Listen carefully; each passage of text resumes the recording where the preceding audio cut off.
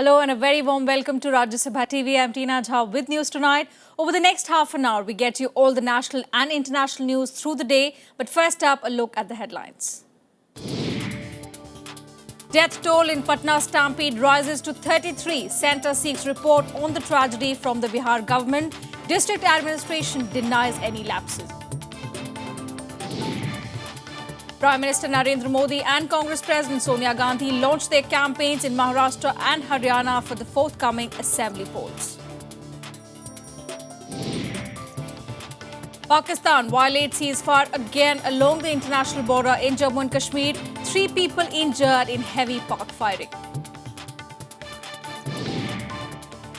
Islamic State releases 4th video of UK hostage beheading. Global condemnation of killing by the group. And 17th Asian Games draw to a close at Icheon. Baton for next edition handed over to Indonesia. India ends 8th on medal tally with a total haul of 57.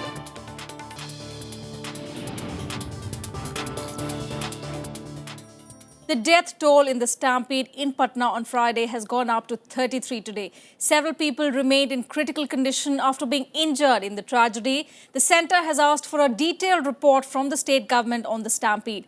Facing flack over the mishap, the district administration denied any lapse of security on its part.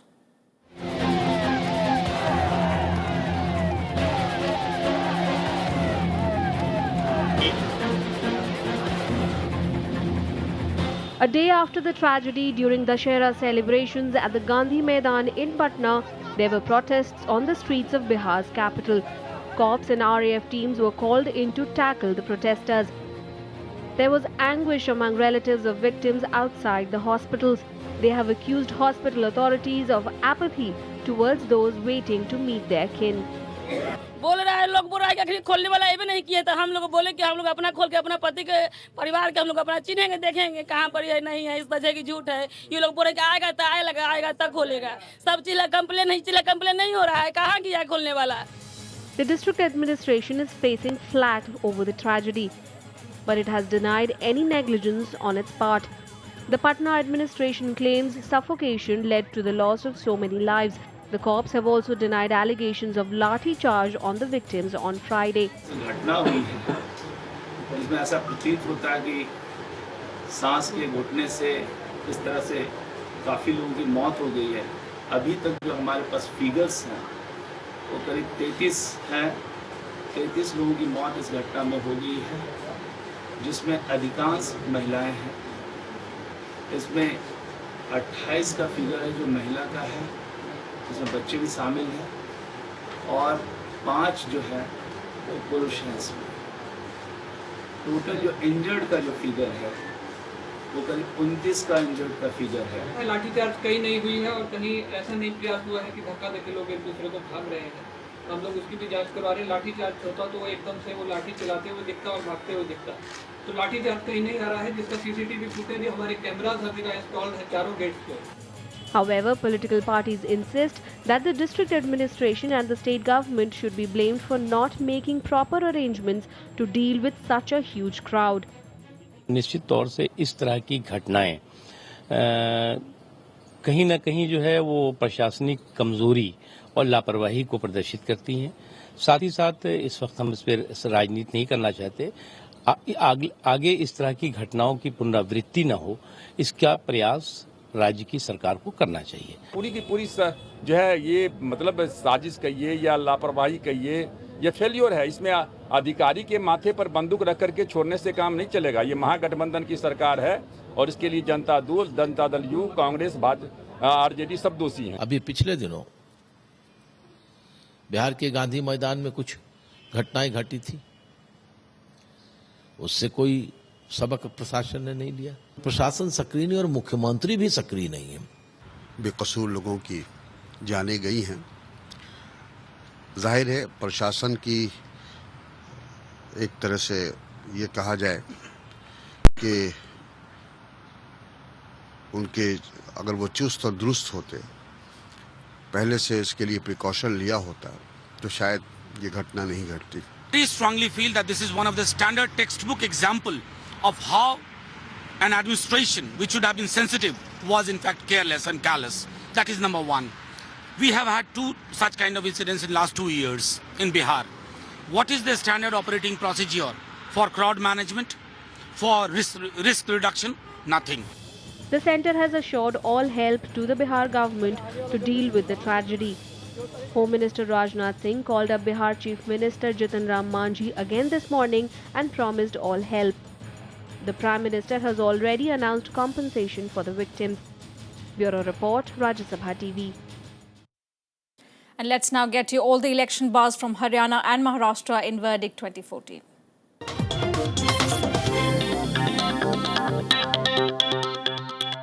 As campaigning reaches fever pitch for the October 15 polls in Haryana and Maharashtra, Prime Minister Narendra Modi and Congress President Sonia Gandhi entered the arena.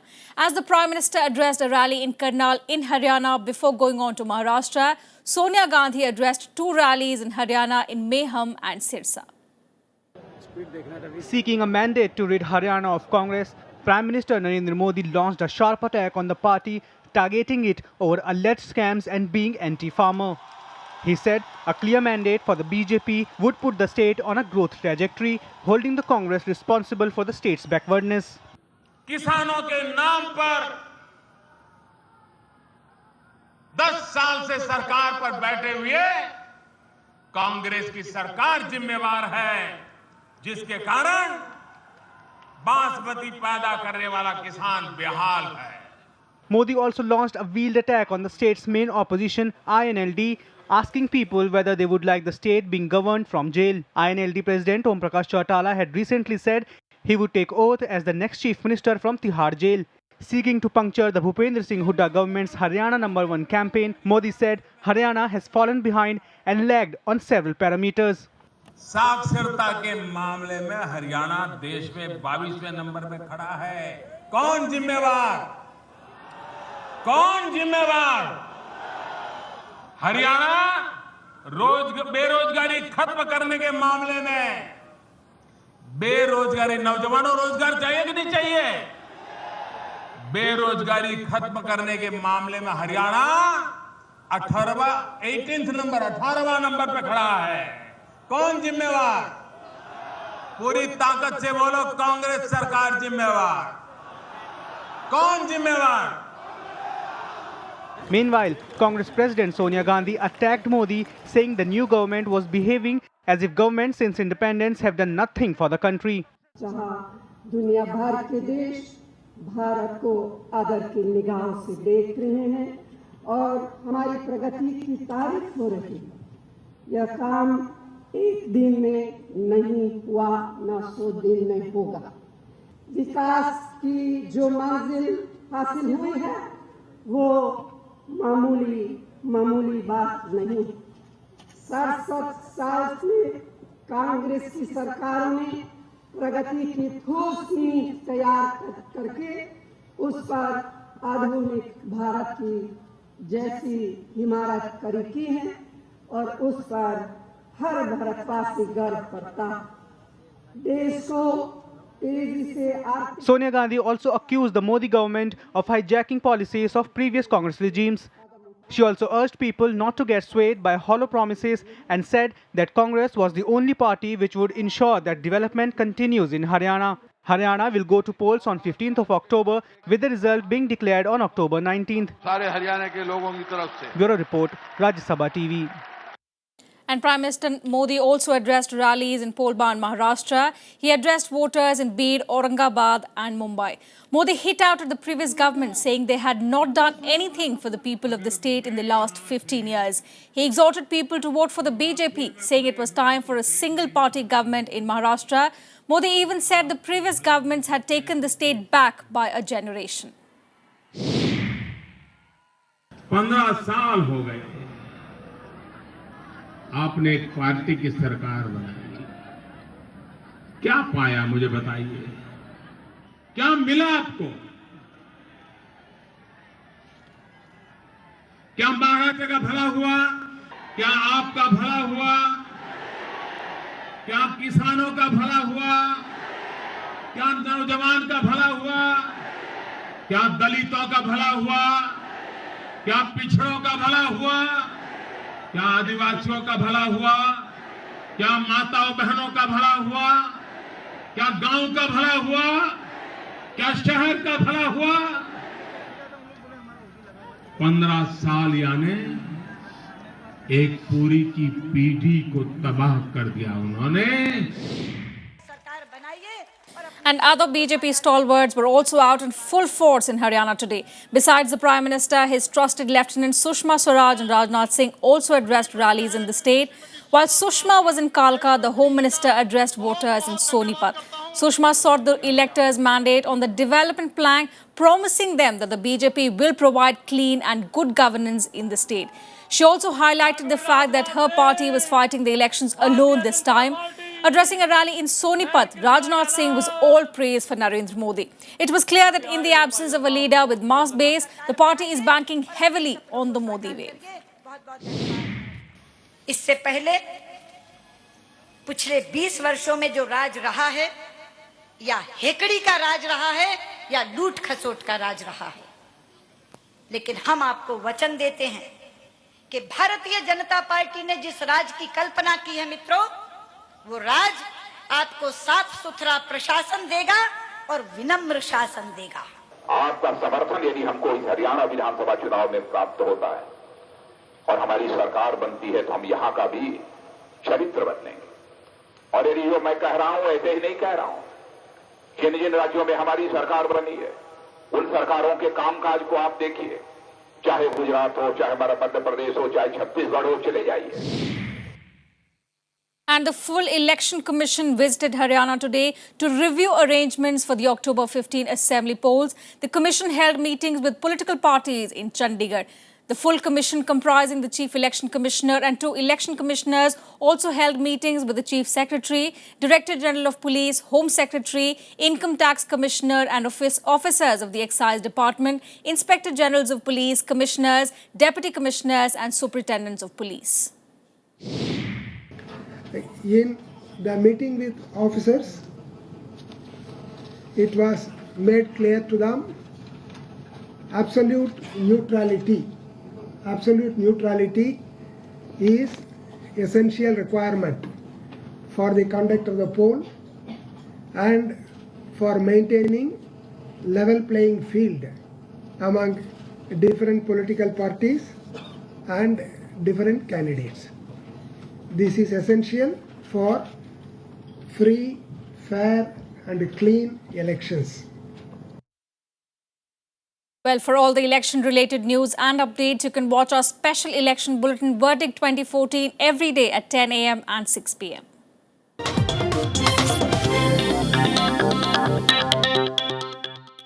And let's now move on to some other national news. Pakistan violated ceasefire along the international border once again. In a fresh incident, 3 people were injured in park firing on Saturday in RSTV sector of Jammu and Kashmir.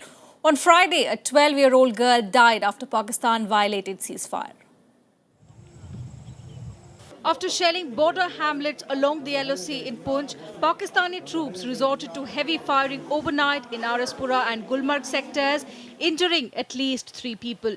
This is the 7th ceasefire violation in the past 4 days by the Pakistani troops along the line of control and international border in Poonch and Jammu districts since the 1st of October. Indian troops also retaliated heavily to the park firing. You would have noticed whenever there have been such instances of ceasefire violations, they have been responded to appropriately, both in terms of the response on the ground along the line of control, as also putting them across as per our ceasefire agreement, or shall we say ceasefire understanding norms. We have been sending the hotline messages. For the villagers caught in the crossfire, it's a tale of horror and sleepless nights. They fear loss of lives and property. शाम को जो पाकिस्तान की तरफ से small arms firing जो है तकरीबन 7 बजे शुरू हुआ और 12 बजे तक ये छोटा फायर चलता रहा। 12 बजे के बाद ये मॉर्टर का फायर आना शुरू हो गया। पूरे गांव इस समय दस्त की साया में है और लोग वैसे भी, लेडी तो वैसे भी बाहर नहीं निकल रही, बच्चे छोटे बाहर नहीं निकल रहे डर के मारे कि हम कैसे जिएंगे, कैसे रहेंगे इधर। और हमारा एडमिनिस्ट्रेशन के आगे यही प्रार्थना है कि इसका कुछ ना कुछ हल किया जाए, परमानेंट सोल्यूशन निकाला जाए। There have been 4 ceasefire violations along the line of control in Poonch and along the international border in Jammu. 1 girl was also killed and 10 people injured in firing and mortar shelling along the LOC in Sabha and forward belt of Poonch district in the past 3 days. Yesterday's firing lasted for close to 4 hours. It was not absolutely continuous, it was intermittent. The highest caliber that we could make out from the bombs and the blinds that were discovered on the Poonch side was a 120mm mortar bomb. We are analyzing it, we are trying to see where does it fit in the larger picture. The fresh incidents of ceasefire violation come days after Pakistani Prime Minister Nawaz Sharif raised the Kashmir issue at the UN General Assembly session. 2 days ago, Pakistani Foreign Ministry said Kashmir issue should be resolved as per the aspirations of Kashmiri people through plebiscite. Bureau Report, Rajya Sabha TV. And for more national news, let's take you nationwide. Air India security crew found a diffused grenade in an aircraft kept on standby for Prime Minister Narendra Modi's recent visit to the US. According to sources, the object found on the Jeddah-bound Air India jumbo aircraft was a diffused grenade. Indian security services have launched an investigation into the matter. AIADMK staged a silent hunger protest in Chennai demanding the release of former Tamil Nadu Chief Minister J. Jayalalitha. More than 100 AIADMK legislators along with 7 from other regional parties joined the protest. In Puducherry, AIADMK workers observed a dawn-to-dusk bandh. Party Chief Jayalalitha has been jailed after she was convicted in a disproportionate assets case last month. A massive fire broke out in a market of Agra early on Saturday morning. Over 250 shops were gutted and several residential flats were also damaged in the fire. However, no reports of casualties have been reported, but property worth around 50 crore rupees have been damaged in the inferno. Prima facie, a short circuit had caused the fire. Congress workers held protests in Bangalore against the state broadcaster Doordarshan for telecasting RSS chief Mohan Bhagwat's speech on Friday. The state broadcaster aired Bhagwat addressing RSS workers on the 89th Foundation Day celebrations of the organization. Congress has accused RSS and BJP of misusing its influence on the channel. However, the state broadcaster and BJP defended the decision to air the speech. We slip into a short break here, but coming up next, protest in Hong Kong intensifies amid chief executive's threat of using force. All that and much more when we come back. Don't go anywhere.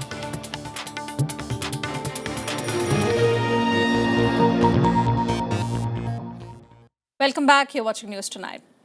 Let's get you some international news now. A fresh video released by the Islamic State militants apparently shows the beheading of British hostage Alan Henning. This is the 4th such killing carried out by the group. The killing has been condemned by leaders worldwide. British Prime Minister David Cameron termed the murder as abhorrent, senseless and completely unforgivable. Alan Henning, a British aid worker, became the 4th beheading victim of Islamic State. A new video released by the group claims to have killed the UK hostage. Earlier, the group had beheaded James Foley, Stephen Sotloff and David Haynes on camera. Alan Henning was part of a team of volunteers that travelled to Syria in December 2013 to deliver food and water to people affected by civil war. He was abducted the day after Christmas by masked gunmen. Pledging to hunt down Henning's killers, British Prime Minister David Cameron said that the killing is unforgivable.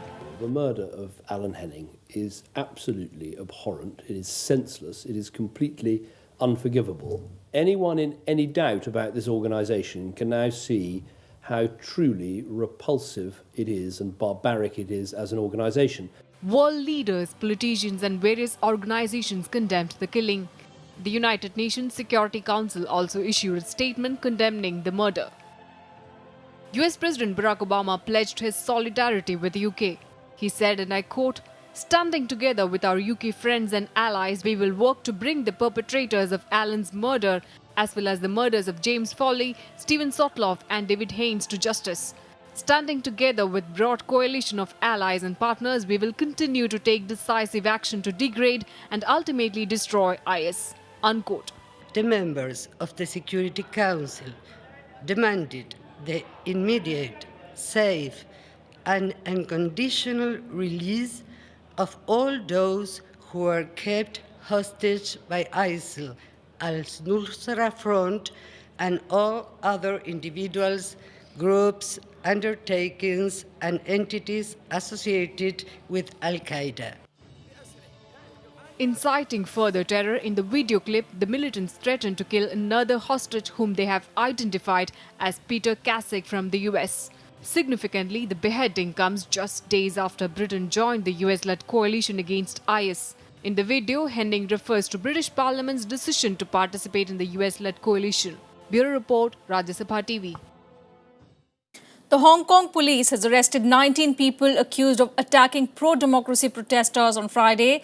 The scuffle led to the postponement of talks between demonstrators and the government. Chief Executive C.Y. Leung called on demonstrators to allow the government and citizens to resume their normal life. He also warned that police will take all measures to reopen government offices and schools by Monday.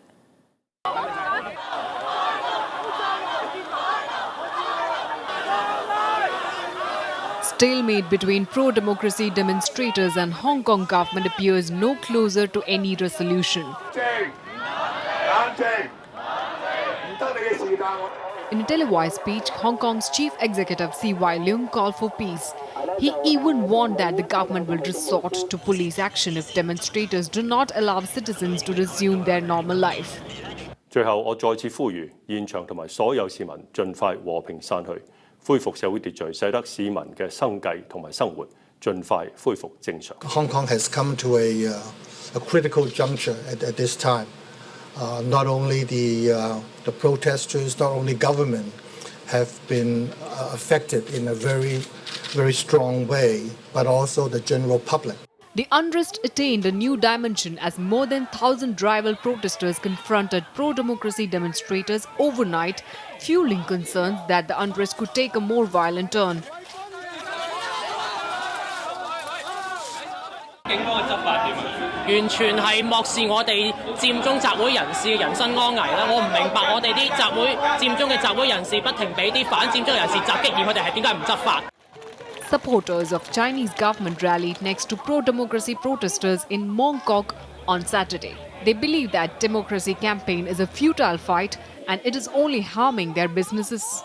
Most of them, they must go down to talk about the future of Hong Kong in peaceful way, not use the violence activity. Meanwhile, Hong Kong's government brushed aside all accusations that police turned a blind eye during overnight clashes. I would like to emphasize that these are totally unfounded and are extremely unfair to police officers who faithfully and diligently perform their duty at the scene. Thousands of protesters have been occupying part of the city for just over a week to demand free elections in 2017. Bureau Report, Rajya Sabha TV. And let's now get you some more international news and updates in the Global Buzz. North and South Korea have agreed to resume formal high-level talks that had effectively been suspended since February. The agreement came during a surprise visit to South Korea by 3 top-ranking North Korean officials for the closing ceremony of the Asian Games. The rivals held their highest-level face-to-face talks in 5 years. At least 5 people were killed and 10 others were injured in a blast in Kohat city of Pakistan on Saturday.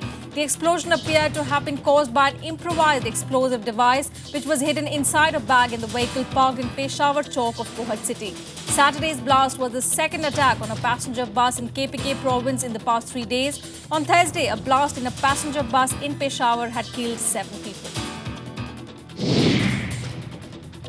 The ceasefire in eastern Ukraine has become increasingly frayed with continuous shelling and explosions reported in Donetsk. On Saturday, Ukrainian forces clashed with the rebels to gain control of the Donetsk airport. At least 12 pro-Russian separatists were killed in Saturday's clashes, adding that forces at the site have been strengthened. Constant shelling and explosions continue in eastern Ukraine, despite the truce between Ukraine's army and armed opposition forces declared on the 5th of September.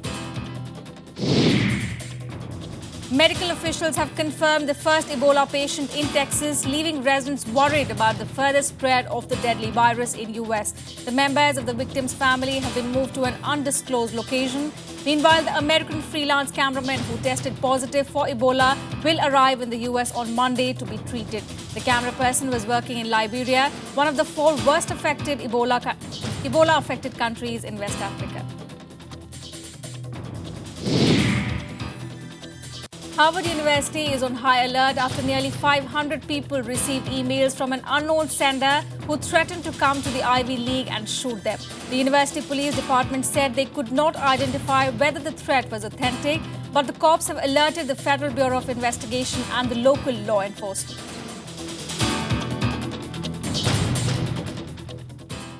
And the 17th Asian Games held in South Korea's Incheon came to an end on Saturday. For India, though the medal count has gone down compared to the last edition, the contingent had a lot to celebrate.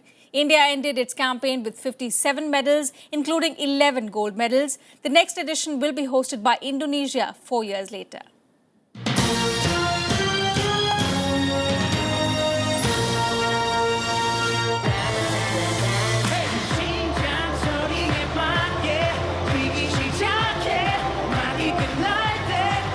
Curtains were brought down on the 17th Asian Games on Saturday.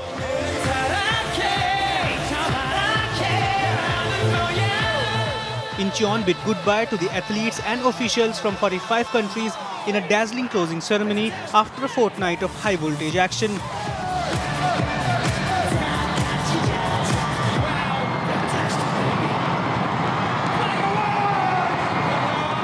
There was plenty of emotion, drama, suspense and heartbreak.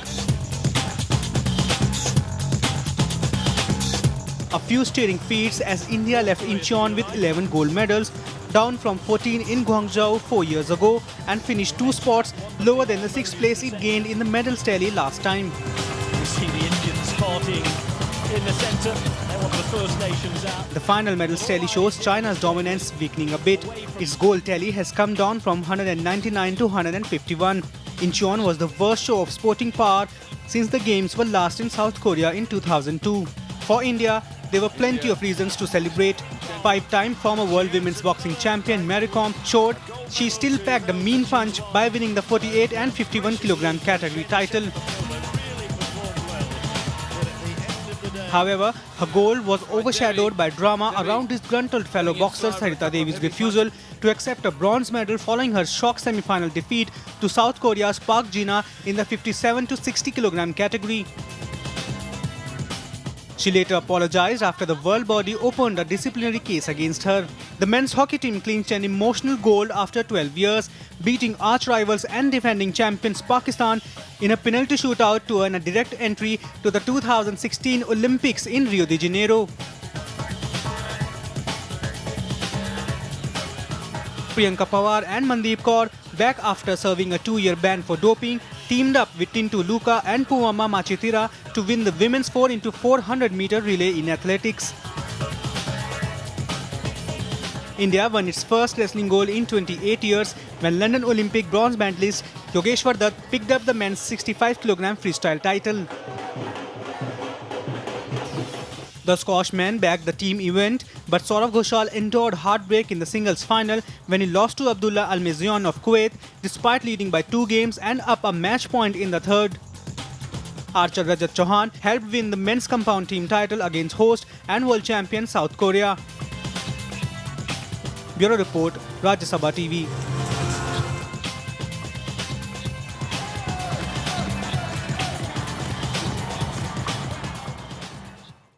Well, that's all we have for you in this edition of News Tonight. Thanks for watching.